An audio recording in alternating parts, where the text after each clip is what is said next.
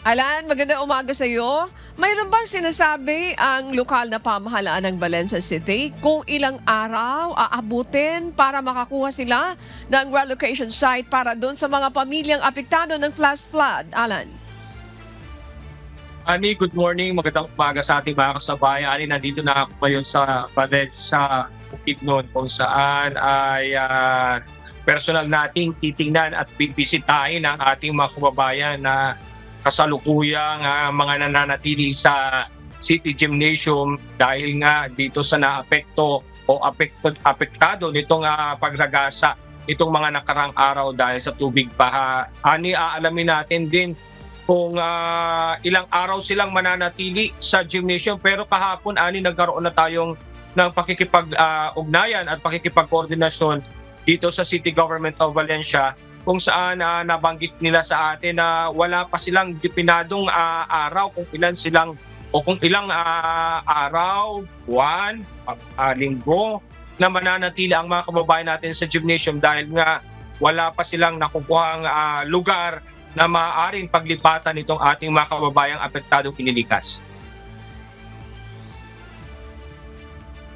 Mananatiling mga lumikas ang na pamilyang sa City Gymnasium hanggat hindi pa bumubuti ang panahon at habang wala pa silang pansamantala o permanenteng matutuluyan. Ilan lamang ito sa mga ibinigay na impormasyon buhat sa City Government of Valencia sa Bukidnon matapos makaranas itong matinding pagbaha. Pagtitiyak ng lokal na pamahalaan, maayos na koordinasyon sa pagitan ng mga barangay at mga responder upang masiguro ang kaligtasan ng mga residente. Nagpapatuloy ang tulong mula sa City Social Welfare and Development o CSWD, katuwang ang City Health Office o CHO at iba pang opisina ng lungsod at mga volunteer group para sa pamamahagi ng relief, goods at serbisyo. Tinitiyak din ang medical na pangailangan ng mga evacuees sa pamamagitan ng health assessment, pagbibigay ng gamot, prophylaxis laban sa leptospirosis, tetanus injection at wound dressing. Kabilang sa mga apektadong lugar ang barangay Tignacion, Barobo, Lumbo, Bagong Taas at Sudut, kung saan sinuspindi na ang face-to-face classes. Pagpapatuloy din ani ang City Disaster Risk Reduction and Management Office o CDRRMO kasama ang iba pang ahensya sa retrieval operations para sa naiulat na nangwawala dahil sa matinding pagbaha na naranasan ng lungsod. Simula pa nitong mga nakaraang araw, nagkakaisa ang mga responder mula sa CDRRMO, BDRRMO, PBRRMO, City Engineering Office o CHO, CSCEO, Philippine National Police, Philippine Army, PBECO at maraming voluntaryo para sa clearing operations naman, monitoring at pagtulong sa mga pamilyang naapektuhan.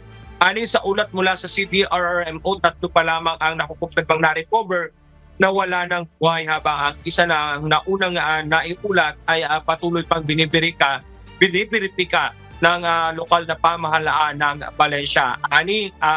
Maliban doon sa sitwasyon ng mga kababayan natin na pansamantalang nakatuloy dito sa gymnasium, ay bibisitahin din natin yung Purok 13 at 20 dito pa rin sa bayan ng Valencia para tingnan naman yung pinsala at naging epekto ng flash flood na naranasan dito sa bayan o sa lungsod ng Valencia, dito yan sa probinsya ng Bukidnon. Ani. Maraming salamat, Alan Manansalan, nag-uulat live mula sa Valencia City, Bukidnon.